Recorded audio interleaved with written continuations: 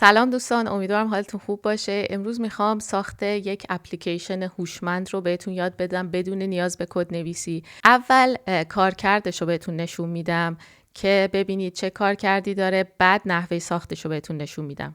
ببین اپلیکیشنی که ما میسازیم یک اپلیکیشن مدیریت تراکنش محصولاته. خب و اینجوریه که این اپلیکیشن این اجازه رو به شما میده که شما میتونید یه محصولی رو انتخاب کنید، یه سری توضیحات براش وارد کنید و یه مبلغی رو براش وارد کنید، نوعش رو انتخاب کنید که خرید بوده یا فروش بوده و ثبت رو بزنید. وقتی ثبت رو میزنید این اضافه میشه به تاریخچه تراکنش های شما، اینجا هم نشون میده. جالب تر از اون وقتی آنالیز تراکنش ها رو بزنید این به صورت هوشمند میره دیتابیس تراکنش ها رو میگرده، یک آنالیزی به شما خلاصه تحویل میده. این قسمت هوشمندش اینجاشه چون با اپلیکیشن N8N میاد وصل میشه به دیتابیس شما و OpenAI و هر آنالیزی که شما اینجا به صورت متنی بهش دستورالعمل بدید روی دیتابیس شما انجام میده، نتیجهشو اینجا به شما نشون میده. خوبیش اینه که این اپلیکیشن دیگه هم به صورت وب برای شما در دسترسه، هم توی موبایل در دسترسه و خیلی خیلی جالب و قابل استفاده است و کاملا هر کسی این لینکش رو بهش بدید میتونه ازش استفاده کنه. خب بریم ببینیم چطور میشه ساختش. بیایم اول با یه شماتیک اینجوری ببینیم که کاری که میخوایم انجام بدیم از چه بخشای تشکیل شده که ارتباط این بخشای مختلف رو با هم بهتر درک کنیم. بازم تکرار میکنم تقریبا 100% کاری که میخوایم انجام بدیم بدون نیاز به کد نویسی و با این ابزارهای جدید و خیلی جالبیه که اومدن.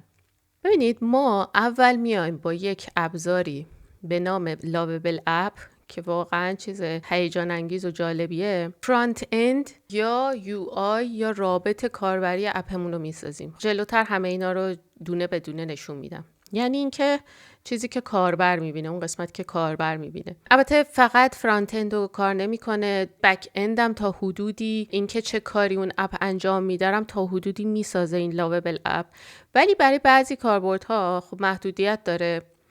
اونجا ما میایم بک اند رو با یک AI ایجنت با ابزار N8N میسازیم. N8N هم اگه تو ویدیوهای قبلیم دیده باشید آشنا هستید، اگه ندیدید یک ابزار اینم باز فوق العاده جالبیه که بدون نیاز به کد نویسی میتونید AI ایجنت باش بسازید و خیلی اپ های فوق العاده ای بسازید. ولی خب رابط کاربری خیلی خاصی در اختیار قرار نمیده، شما باید با API باش بیشتر یا HTTP ریکوست باش صحبت کنید به قول معروف. پس ما میایم فانکشنالیتی کارکرد بکندش رو با N8N میسازیم، فرانت اندش رو با لاوبل اپ میسازیم و این حالا من این فلش رو به این کشیدم، اما خب حالا میتونه اینجا باشه. یعنی این مدل زبانی یا LLM میتونه یا به بکندمون به N8N وصل باشه یا به همین لاوبل اپ وصل باشه، بسته به اون کارکردیه که داریم.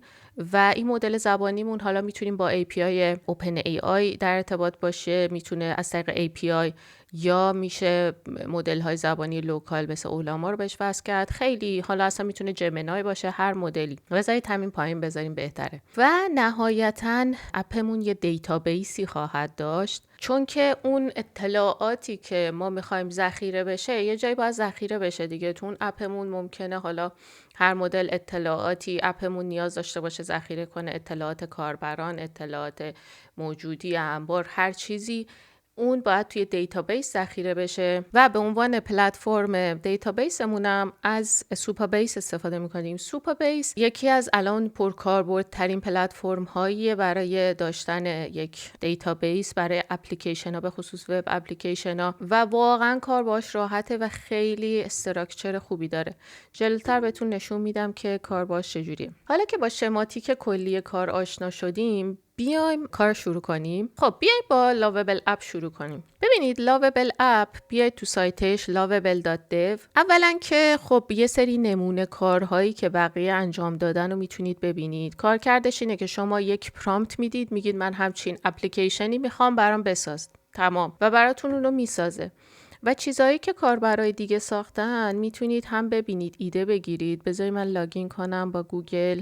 اولا کارهایی که کاربرهای دیگه انجام دادن رو میتونید ببینید. مثلا این یک سایتیه که حالا یکی ساخته، فقط با پرامپت بیشترین کار کردی که توش خیلی خوب کار میکنه همین فرانت انده. من حالا تستایی که کردم، اما فقط هم اون نیست. یعنی شما میتونید یک داشبورد بسازید باهاش، یه اپلیکیشنی بسازید. یک کاربرد خیلی خوبی که داره اینه که مثلا شما یک ایده‌ای دارید، میخواید به یک دیولپر بگید اینو برای من بساز، خیلی خوب میتونید بیاید اون ایده رو اینجا بسازید، پیاده سازی کنید و اینجوری خیلی راحت تر به مثلا اون دیولپر یا همکارتون یا هر چیز توضیح بدید که این چیزیه که من میخوام. حالا بیایم شروع کنیم.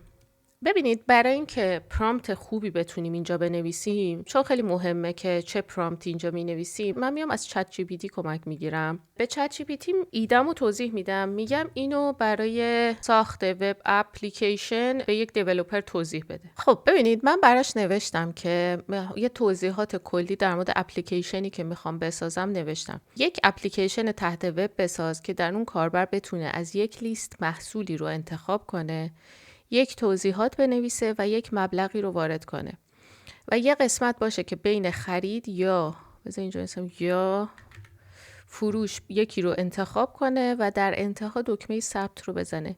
وقتی دکمه ثبت رو میزنه، اطلاعاتش به یک جدول در دیتابیس اضافه بشه. این رو به عنوان پرامپت برای لاوبل اپ درست کن. ببینیم چی میده بهمون. اینو من الان کپی میکنم، میام تو لاوبل اپ، تو این قسمت پرامپتش مینویسم.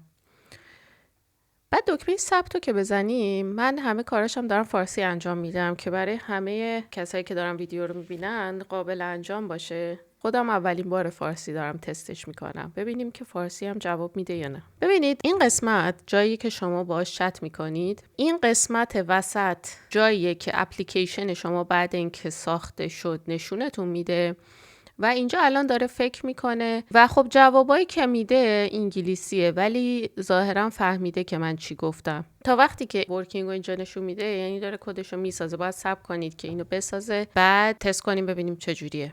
ببین، اپلیکیشن رو ساخت، جوابش هم فارسی داد. بذارید من تصویر خودم ببرم کنار. ببینید، اپلیکیشن رو ساخت، سیستم مدیریت ترکش، همه اینا رو خودش نوشته. یک محصول رو میتونیم انتخاب کنیم، توضیحات بنویسیم، مبلغ و حتی به تومان اینجا نوشته، من اصلا حرفی از تومان نزدم. بین خرید و فروش میتونید یکی رو انتخاب کنید و نهایتا ثبت رو بزنید. حالا توی قسمت ظاهریش بعدا میتونیم تغییرات بدیم، خوشگل ترش کنیم، ولی الان من میخوام که با دیتابیس بیایم وصلش کنیم. ببینید، خودش گفته که اگه نیاز به ذخیره اطلاعات دارید، یک راه ساده اتصال سرویس سوپابیسه و این خودش شما رو راهنمایی میکنه که چطور به سوپابیس وصل بشید. بیایید اول توی سوپابیس ثبت نام کنیم. برای عضو شدن توی سوپابیس گزینه استارت پروژکت رو بزنید. بعد برای عضو شدن توی سوپابیس باید با گیت هاب یا SSO عضو بشید، یا هم که میتونید با یه ایمیل و پسوردی عضو بشید. حالا من با گیت هاب میرم جلو، چون بعدن اگه شما با گیت هاب آشنایی دارید کارتون خیلی راحت تر میشه. اگه نمیخواید وارد جزئیات گیت هاب بشید، میتونید همون یوزر پسورد معمولی عضو بشید، ولی اگه با اکانت گیت هابتون عضو بشید اینو میزنیم و وارد شدیم. یه اسمی میتونید برای حالا کلن تیمتون یا شرکتتون ایجاد کنید. حالا من میزنم Coding for AI. بعد پلناشم چجوریه؟ اگه شما پلن رایگانش رو داشته باشید، به شما اجازه 50,000 تا کاربر اکتیو میده، یعنی از اون دیتابیس استفاده کنن. 500 مگابایت فضای دیتابیس به شما میده، 5 گیگابایت پهنای باند میده و 1 گیگ فضای حافظه ذخیره سازی میده. اگه شما حالا یه مقدار اپتون بخواید بزرگتر باشه، یعنی پرکاربردتر باشه، میتونید این پلن $25 در ماهش که دیگه 100 گیگ فضا به شما میده، پهنای باندش 5 برابر میشه، رمش به 16 برابر میشه. حالا نهایتا میتونید همه اینا رو ببینید، ولی ما همین با فری هم میتونیم شروع کنیم. بعد به شما میگه که توی این ارگنایزیشنی که ساختید یه پروژه ایجاد کنید. من اسم پروژه رو میذارم اینونتوری اپ. اینونتوری یعنی حالا انبار یا موجودی. این میشه اسم پروژم. یه دونه هم پسورد دیتابیس بهش میگم خودت برای من یه پسورد قوی جنریت کن. حتما اینو کپی کنید، جای دیگه نگه دارید یه فایلی داشته باشید حتما بر پروژهتون، بنویسید که این پسورد دیتابیستونه. بعد create new project رو میزنم. حالا که پروژه‌مون رو ایجاد کردیم، ببینید پروژکت استاتوس اینجا داره هنوز کار میکنه، یعنی روش بزنم نشون میده که الان همه مراحل انجام داد، ثبت شد، یعنی پروژه با موفقیت ایجاد شد. حالا من برگردم تو لاوبل اپ. این قسمت گفته برای اینکه سوپابیس رو وصل کنی این دکمه سبز بالا رو میزنیم. اگه اینو بزنم این صفحه باز میشه. قسمت سوپابیس شما حالا چیزی ندارید اینجا، یه دونه add another organization هست یا دکمه connect سوپابیس هست. اینو اگه بزنید یه دونه پاپ آپ میاد، authorize lovable رو بزنید، این وصل میشه به اکانت سوپابیس شما. بعد اینکه وصل شد اون حالا اسم شرکتی که یا اسم پروژه‌ای که انجام داده بودید اینجا برای شما ظاهر میشه. مال من اینونتوری اپ. اینو کانکت بزنم، کانکت رو بزنید این سبز میشه وقتی یعنی کانکت شده.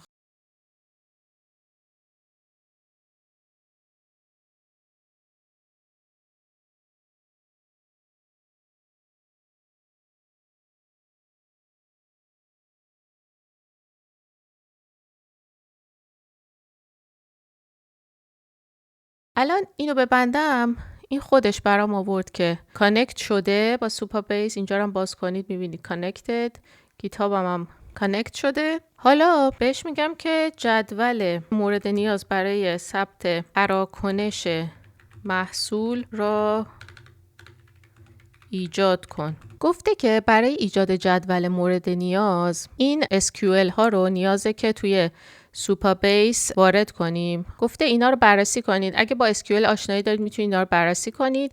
اگه هم آشنایی ندارید همین apply changes رو بزنید، خودش توی سوپابیس اینا رو ایجاد میکنه. گفت جدول های مورد نیاز توی سوپابیس ایجاد شدن.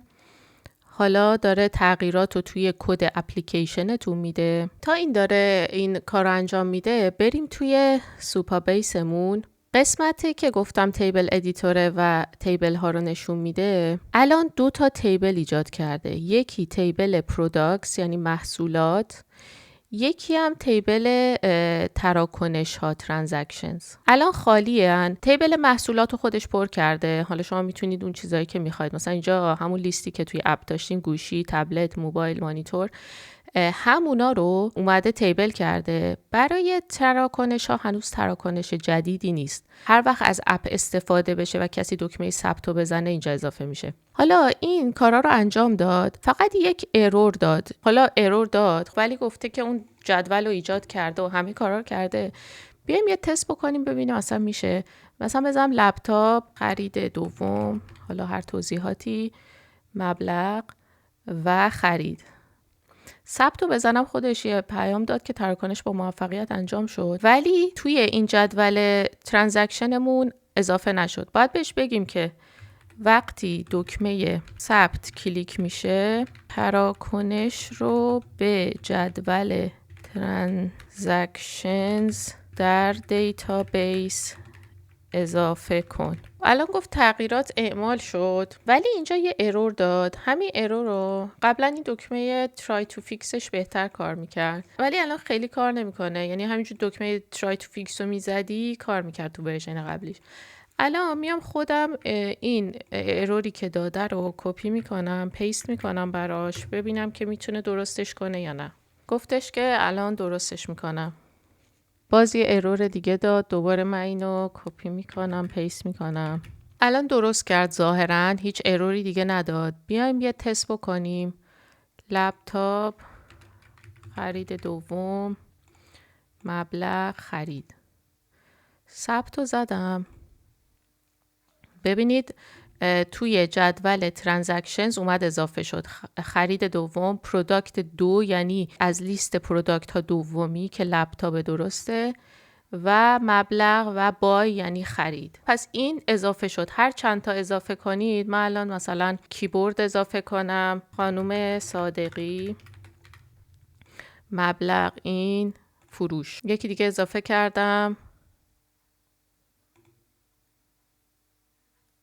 این دومی هم اومد ثبت شد. پس الان اپلیکیشنمون کاملا درست کار میکنه. پایینم تاریخچه تراکنش ها رو نشون میده. حالا من میخوام ببین بک‌اند اینم کار میکنه دیگه. خب یعنی اون کاری که ما میخوایم رو انجام میده. حالا اگه اپلیکیشنمون تا این حد باشه و ما بخوایم اینو لایو کنیم، چون اینجا فقط شما دسترسی دارید به این پروژه، بخواید حالا در دسترس کسای دیگه هم بذارید، میتونید دکمه پابلیش رو بزنید. وقتی پابلیش رو بزنید میگه که اپلیکیشن شما آیدیش این میشه و دیگه هر کی بیاد توی این سایت میتونه از این اپلیکیشن شما استفاده کنه. ولی بیاید یه سری تغییرات دیگه بدیم، چون گفتیم که از N8 هم میخوایم توش استفاده کنیم. میخوایم یکم هوشمندترش کنیم. بهش میگم که یک دکمه دیگر هم اضافه کن با عنوان آنالیز، مثلا حالا دیگه هر چی میتونید بذارید. وقتی کاربر دکمه آنالیز را زد، یک HTTP request بفرست. HTTP request چیه؟ HTTP request در واقع بخوام خیلی ساده بگم یه سیگنالیه به یه اپلیکیشن دیگه‌ای که قابلیت دریافت این سیگنالو داره. شما یه سیگنال میفرستید که میتونه تایپ های get، post و چند تایپ دیگه باشه، مهمتریناش get و پسته. یا میتونید با این سیگنال یه سری اطلاعات بفرستید یا میتونید یک سری اطلاعات دریافت کنید.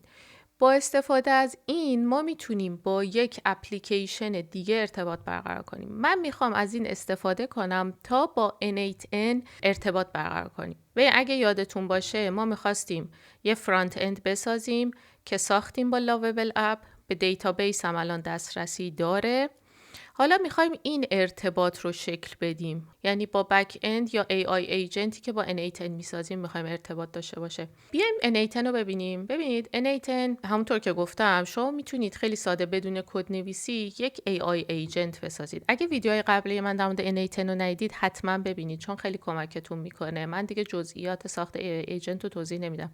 اینجا get started رو بزنید، میتونید یک اکانت بسازید. من چون اکانت ساختم میام با همین لاگین میکنم. این جاییه که تو N8N میبینید میتونید یک ورک فلوی جدید ایجاد کنید. خب این صفحه اصلیه. اسم AI agent همو میذارم inventory agent. حالا این ایجنت ما یه ورودی داره که میشه به صورت، یعنی ایجنت ما با چی شروع به کار کنه. ما میتونیم بگیم که یا توسط یک اپلیکیشن دیگه تریگر بشه، یعنی استارتش زده بشه، توسط چت مثلا مثل همین چت بات ها استارتش زده بشه. اما تو حالت ما میخوایم با اون HTTP ریکوستی که از لاوبل اپ میفرستیم به این استارتش زده بشه. برای این کار وب هوک کال رو استفاده میکنیم. توی وب هوک کال گت رو انتخاب میکنیم. اینم این URL ماست. خب در نظر داشته باشید. توی ریسپاند when last node finishes. خب الان آخرش بیشتر توضیح میدم این چیه.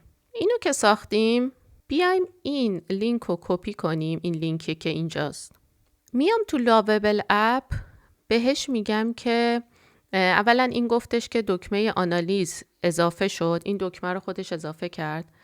بهش میگم که وقتی دکمه آنالیز کلیک شد یک HTTP ریکوست get به آدرس زیر بفرست. بعد اون آدرسی که از N8N کپی کرده بودم رو اینجا پیست میکنم. و اینا رو اصلا من هیچ کاری نکردم، خودش درست کرده. اینا رو خیلی جالبه. بعدن حالا تم اینم درست میکنیم که قشنگتر بشه یا اون حالتی که ما میخوایم باشه. الان داره کد و جوری تغییر میده که وقتی من اینو کلیک کردم یک HTTP ریکوست بفرسته به اون آدرسی که من خواستم. به چه معنا؟ به معنای اینکه ارتباط برقرار کنه با AI ایجنت من اینجا. از کجا میفهمم که این ارتباط درست برقرار شده؟ تستش میتونیم بکنیم. این الان انجام داد بدون ارور. من میام تست ورک فلو رو میزنم. این الان داره گوش میده که ببینه HTTP ریکوستی میاد یا نه. الان آنالیز تراکنش ها رو بزنم. این سبز شد، یعنی اون پیغام اونو گرفت، یعنی کار میکنه الان اون کانکشن بینشون. این کانکشن بین این دوتا الان برقراره. حالا من میام به این یک AI ایجنت اضافه میکنم. اینا همینجوری بمونه. یه دونه LLM بهش وصل میکنم که حالا توی مورد من OpenAI وصل میکنم که راحت تر باشه. Create New Credentials رو میزنید یا همون اکانت خودتون رو وصل میکنید. GPT-4 Omni من میخوام استفاده کنم. یه دونه Simple Memory بهش میدم، همینا بمونه. این در واقع مدل زبانی یا مغزشه، این حافظه‌ایه که داره در مورد چت‌های قبلی. توی ابزارها من میام دیتابیس سوپابیسم رو بهش وصل میکنم.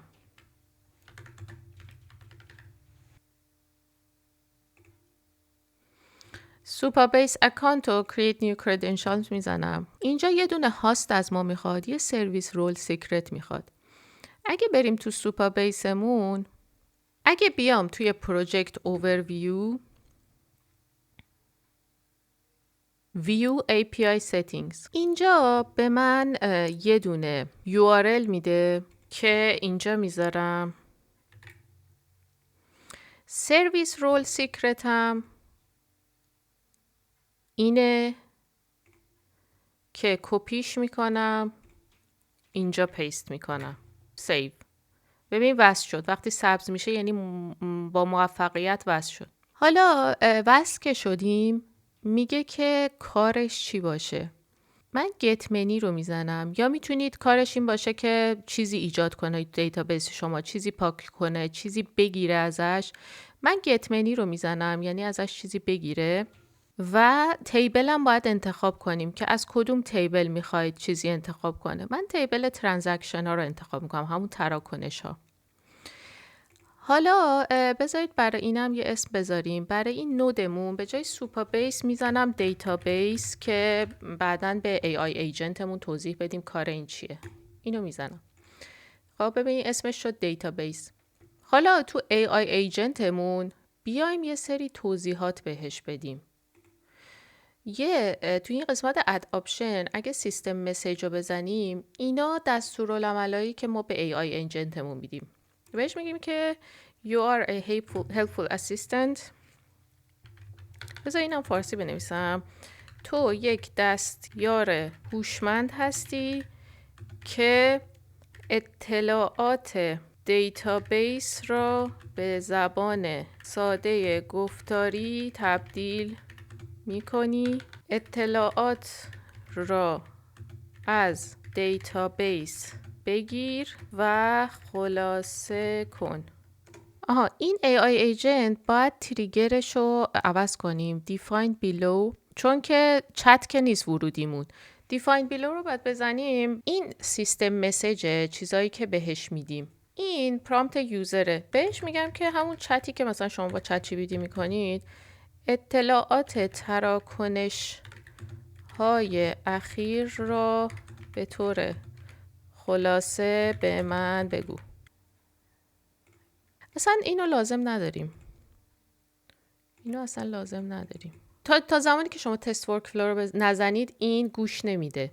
اگه من تست ورک فلو رو بزنم و بیام اینجا دوباره آنالیز تراکنش ها رو بزنم، ببینید این شروع کرد کار کردن. همه اینا ثبت شد، یعنی همه این اجزا دارن کار میکنن. حالا روی AI ایجنت بزنم، این خلاصه رو برای ما، این خروجی رو برای ما ایجاد کرده، یعنی کار کرده. ما باید توی این اپ یک قسمتی ایجاد کنیم که وقتی این خروجی که این ایجاد کرد بتونه بفرسته برای اون و اون توی سایت نشون بده. الان این چیزی که ایجاد کرده دقیقاً اومده گفته که این هم خلاصه ای از تراکنش های اخیر، تراکنش فلان مقدار اینقدر، خانم صادقی مقدار اینقدر، یعنی کاملا اومده کاری که ازش خواسته شده رو انجام داده.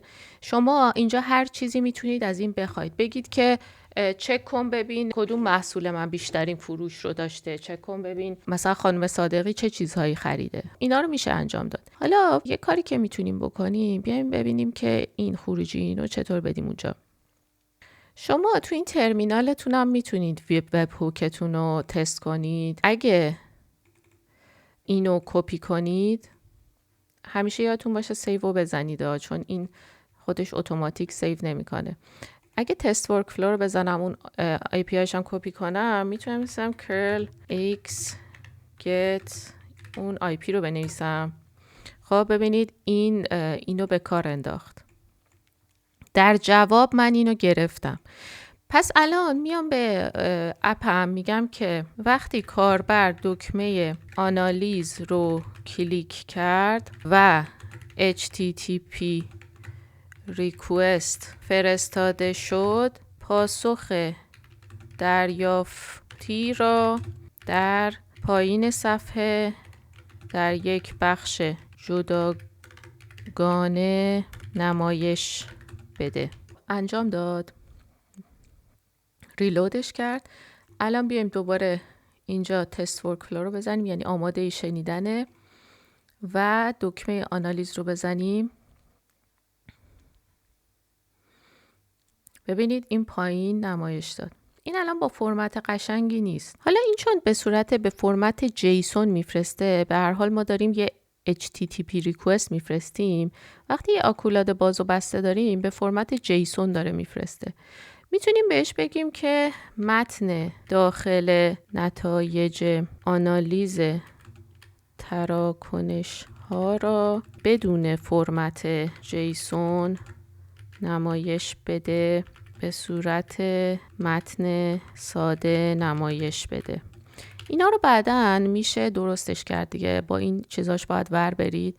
حالا من اینو دوباره تست ورکفلو بزنم. حالا بهتون نشون میدم چطور میتونید چیکار کنید که لازم نباشه هر دفعه این تست ورکفلو رو بزنید. بذارید این تغییرات رو اعمال کنه.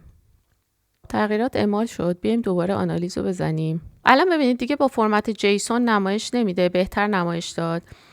حالا این جزئیاتش مثلا اینا رو میتونید بگید حذف کنه و هر چیزی میتونید بهش بگید با اون تغییرات انجام بده. الان دیگه اپ ما اون چیزی که میخواستیم تقریبا کامل شده. شما دیگه خودتون میتونید بر اساس خواسته های خودتون این یو آیش رو تغییر بدید، میتونید این بکندش رو تغییر بدید، خواسته هایی که دارید و اینجا انجام بدید. سیو رو بزنیم. حالا میخوام بهتون نشون بدم که دیگه چیکار کنید این همیشه ران بشه. اگه این وب هوکو بزنید، اینو ببریم روی پروداکشن، URL جدید به ما میده که دیگه این برای پروداکشنه و دیگه میتونید اینو بذارید رو حالت اکتیو. اگه تو حالت اکتیو باشه دیگه میتونید اینو ببندید، بیاید اینجا بهش بگید که change، حالا فارسی میتونید بنویسید HTTP request get URL to، میگید اون URL رو به این تغییر بده. این دیگه برای پروداکشن همیشه قابل استفاده است. یعنی اون لینکی که به این وصله رو عوض کرد به اون لینک جدیدی که من بهش دادم. من الان دیگه N8 رو بستم کاملا. میخوام تست کنم ببینم اون بسته باشه هم کار میکنه یا نه، چون دیگه گذاشتمش تو حالت اکتیو. الان آنالیز تراکنش ها رو بزنم ببینید کار میکنه کاملا. خودش به N8 وصل شد و اینا رو نمایش داد. بعد دیگه کاملا با متن خوبم نوشت. خب این الان خیلی خوب شد. حالا بیاین این اپلیکیشنمون رو پابلیش کنیم، یعنی دیگه وارد عملش کنیم. اینجا من اگه پابلیش رو بزنم میگه این لینک اپت خواهد بود، کپیش میکنم، پابلیش. دیگه الان توی این لینکی که به ما داده، این لینک اپلیکیشن منه، این کاملا یه سایتی که الان من به هر کسی بدم میتونه به این دسترسی داشته باشه، میتونه محصول اضافه کنه، میتونه آنالیز تراکنش ها رو بزنه و ببینه. پس الان ما همه قسمت های اینو کامل کردیم. فرانت اند رو ساختیم، به دیتابیس وصل کردیم. البته بین این دوتا هم الان یک اتصالی هست بین N8N و دیتابیس. اینم که از مدل زبانی OpenAI میگیره و آنالیز میکنه. یه مورد دیگه هم که میخواستم توی این لاوبل اپ نشونتون بدم، یه آپشنی داره به نام دیو مود. اگه اینو بزنید کد همه این اپلیکیشنتون رو بهتون نشون میده. یعنی اگه با کد نویسی آشنایی دارید میتونید توی کدم ادیتی انجام بدید یا قسمت‌های مختلفش رو ببینید و دوباره برگردید به این قسمت. یک نکته دیگه هم که داره، مثلا یو آی ظاهر اپتون رو میتونید عوض کنید. مثلا میتونم بهش بگم که ظاهر اپ رو مدرن و بنفش و آبی بکن، در کار کرد هیچ تغییری نده. ببینید مشخصا داره توی فایل CSS تغییرات ایجاد میکنه. CSS مربوط به استایل اپلیکیشنمونه، وب اپمونه. تغییرات رو داد، بنفش کرد و حالا خیلی ظاهر خاصی تغییر نداد. اما یه کاری هم که شما میتونید بکنید، بیایید تو سایت mobin.com این سایت مابین میاد مثلا یوزر اینترفیس سایت های مختلف رو میتونید توش چک کنید. بعد مثلا یه یو آی برای اپتون انتخاب کنید. مثلا من میخوام اپم این ظاهر رو داشته باشه، یا حالا هر حالتی میتونید بیاید چک کنید، انتخاب کنید. این قسمت خیلی جالبه. بذار اینو انتخاب کنیم، یکیش که خیلی متفاوته. بعد اینو سیو کنم یا دانلودش کنم. بعد توی لاوبل اپ این عکس رو بندازم توش. گفتم که از این عکسی که من فرستادم الهام بگیر، یو آی رو اونجوری تغییر بده. بازم گفتم فانکشنالیتی یا کارکردش رو هیچ تغییری نده. یعنی حالا این شاید عکس خوبی نبود برای انتخاب کردن، مثلا بهتر بود که این عکس رو بهش میدادم. ببینید تغییرات رو داد، جالبم شد دیگه. حالا اون عکس رو انداخته بک‌گراند و تمش خیلی قشنگتر شد. حتی میتونم بهش بگم که از فونت فارسی یکان استفاده کن. ببینید فونتش هم قشنگتر شد. حالا دوباره پابلیش رو میزنم، آپدیت، که تغییرات توی این دامینمون ایجاد بشه. آپدیت وقتی کامل شد، اینجا ریفرش رو بزنم، اپ جدید میاد. الان ببینید این خوبیش اینه که لاوبل اپ میاد با زبان تایپ اسکریپت و ریاکت می نویسه. این معنیش اینه که اپلیکیشن شما هم توی براوزر، توی لپتاپ خوب باز میشه، هم توی گوشی دیگه خوب باز میشه. یعنی کاملا بهینه سازی برای گوشی و کاملا یه چیز اپلیکیشن خوب تحویل شما میده. فقط دقت کنید چند تا نکته دیگه در مورد لاوبل اپ و N8N میخوام بهتون بگم. لاوبل اپ حالا یه مقدار استفاده محدود داره دیگه، یعنی شما میتونید تا مثلا یه مقدار کردیت استفاده کنید اپتون رو بسازید. یه نکته دیگه هم داره، مثلا شما اگه برای این اپ یه محدودیت هایی داره، یعنی مثلا شما برای این اپلیکیشن بخواید مثلا بگید که حالا قابلیت اینو اضافه کن که کاربرای مختلف بتونن ثبت نام کنن، هر کاربر پروفایل خودش رو داشته باشه، تو پروفایل خودش بتونه. اونجا من تجربه‌م این بوده که یه مقدار قاطی میکنه و انجام میده ها، ولی بعضی جاها گیر میکنه. یعنی شاید خوب باشه که شما اپتون رو تا اینجا بسازید، بعد به یه دیولپر بدید، بگید اون فانکشنالیتی رو اضافه کن بهش که مثلا کاربرای مختلف بتونن پروفایل خودشون رو داشته باشن. تو اون حالت هم انجام میده اگه بهش توضیحات خوب بدید. مثلا توی چت جی پی تی بنویسید، بگید توضیحات خوب و کامل به لاوبل اپ بده و اون پرامپتش رو کپی کنید بیاید پست کنید. اینجا میاد توی سوپابیس یه دونم جدول برای کاربرها ایجاد میکنه و باید یه سری اوتنتیکیشن ها انجام بدید. اونجا یه مقدار قاطی میکنه، برای همین من اونو نشون نمیدم چون خیلی گیر داره. این از این. یه موردی هم در مورد N8N بگم. N8N هم محدودیتش چیه؟ محدودیتش اینه که شما وقتی اینو تو حالت اکتیو میذارید، به ازای هر بار استفاده از این یک استفاده برای شما حساب میشه و شما یه تعداد استفاده های محدودی دارید از این. یعنی اگه رایگان استفاده کنید به شما یک مقدار مثلا از 1000 تا اکسکیوشن رایگان میده، از اونجا به بعد دیگه پولی میشه. یعنی شما باید مثلا اگه 24 یورو در ماه بدید، دیگه 2500 تا به شما اجازه اکسکیوشن میده، اجرای اون میده. 5 تا اکتیو ورک فلو میتونید داشته باشید و همینطور اگه کاراییتون بیشتر هم باشه میتونید پلن های بیشترش رو بگیرید. این از این. و همیشه حواستون باشه که اگه اون لینک رو در اختیار کسی میذارید، هر استفاده که اونا بکنن پای ورک فلو یا اکانت شما نوشته میشه.